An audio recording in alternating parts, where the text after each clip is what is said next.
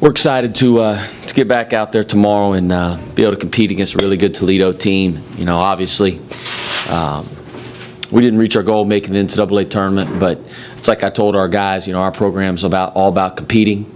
There'll be a lot of teams that would love to be in the position playing in the NIT throughout the country, continue their season.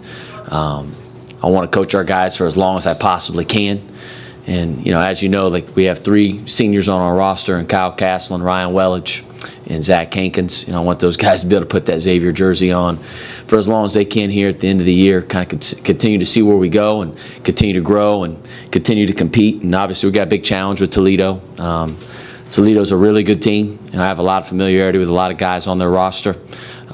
They can really shoot the ball. They're a dangerous offensive team. They're big physically. You know, they're going to go 6'11", 6'8", 6'6" along their front line. So they'll be able to physically be able to play with us up front. So it should be a great game. Coach, you know, first year, young staff, young roster. Like, how enticing is it to be able to play more basketball together and kind of, you know, continue to do this and try to build for the future too as well?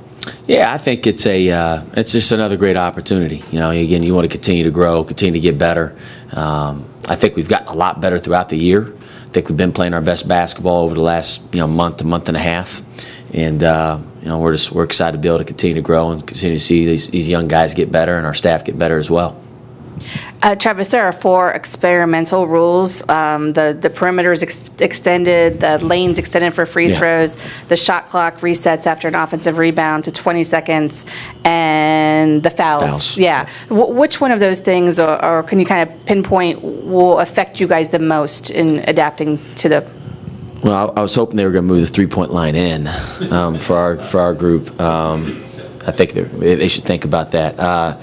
No, I think that one. And honestly, the lane for us, you know, we're a team that posts up the ball a lot, and we're a driving team as well. So I think both those are, and I think all the fouls are going to be big for us as well. I mean, like, we're a team that needs to get to the free throw line, so it'll be interesting to see how these new rules kind of affect our team, but I do think there'll be more space, and it makes more sense. It makes sense, you know, the further out the three-point line is, right? There's more space, you know. In theory, the more space there's going to be on the floor to drive the ball, you know, post the ball, different things like that. But so I do think it'll be an adjustment. It'll be interesting to see kind of how it is.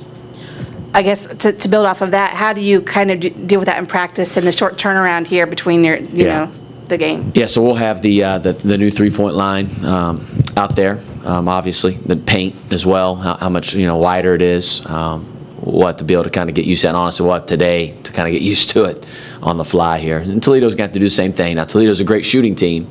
They shoot really deep threes, so I think that'll help them. That's for sure. How do you think the guys have kind of responded to, you know, a disappointing loss to Villanova and obviously not making the NCAA tournament? How have they handled that? You know, I'd be lying to you if I said it was easy. I think it's hard. You know, our program for a long time, you know, that's the bare minimum expectations is to play in the NCAA tournament. It's why guys come here. You know, is they want to have an opportunity to be able to play on the biggest stage, which is the NCAA tournament. And not to make it, and it's like I told our guys, you know, we had several opportunities to make it throughout the year, but we did get a lot better, and we were playing our best basketball at the end. And unfortunately, kind of the way we lost to Villanova was deflating. And our guys were obviously really down about it, but it's like I told our guys, man, we got to get off the mat quickly because we're going to play against a Toledo team that's going to come in here really hungry. You know, they're excited for the opportunity, I'm sure, and we have to be excited to play and continue our season. So, you know, I think you're just trying to, you know, again, our program, one of the core values of our program is competing. You know, we compete in everything we do. I don't care who we play, where it's at, what tournament it's in. I don't care if we have 5 guys that are healthy. It doesn't really matter. You know, we're going to compete. We're going to play hard, and those guys know that. So I think their mindset. You know, yesterday was the first practice we had since obviously the NIT selection of us playing Toledo. So I thought we handled it well. We're trying to keep the practices tight, right? You know, because it is at the end of the year. It's late, and but we also need great energy, which I thought our guys brought. They shoot a lot of threes. I mean, they're a plus 100 in makes on the year. Do they shoot it as well as a Marquette or a Villanova, or how do they do that? Yeah, so they're big guys shoot threes. So their center, Napke, will even shoot threes. He's 6'11", but he's a pick and pop guy. Navigato, I think, is the second all-time leading three-point shooter in the MAC history of the conference. He's 6'8", 230 pounds, but he's a pick and pop guy as well. So, they really try to stretch you out. They're going to rely heavily on the three. And they run, I want to say, about 200 set plays. It's incredible. You got to try to really condense things for your guys, because it is more about us and more about our rules. But they run some really good stuff. Coach Kowalczyk does a great job. Again, they spread you out. So I would say kind of similar. They're different than Creighton because their center will shoot threes. But similar to that, I think, how much they're going to rely on the three, a lot like Nova does and a lot like Creighton does. Just a little bit different personnel, though, obviously. I think they're also up like +8 on the boards, too. It's yeah. Like a weird.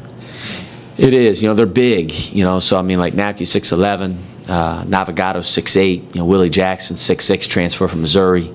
So they're big along the front line. They have great positional size. Off the bench, their backup center 6'10". He blocks a lot of shots. So they're a big team, and we got to do a great job, obviously, blocking them out. Travis, you said you're familiar with a lot of these guys. Obviously, they're from the area. You don't ever want to say you missed out on a guy, but who are you most familiar with, and how might that help you? Like the Napke kid, he used to come down to our team camp every summer, and it's amazing to see the progress that he's made, and the Toledo staff obviously deserves a lot of that credit, and so does he, obviously, for putting in the work. But kind of see him progress as a player is pretty cool. Sanford's a really good player. He was first team All-League in the MAC.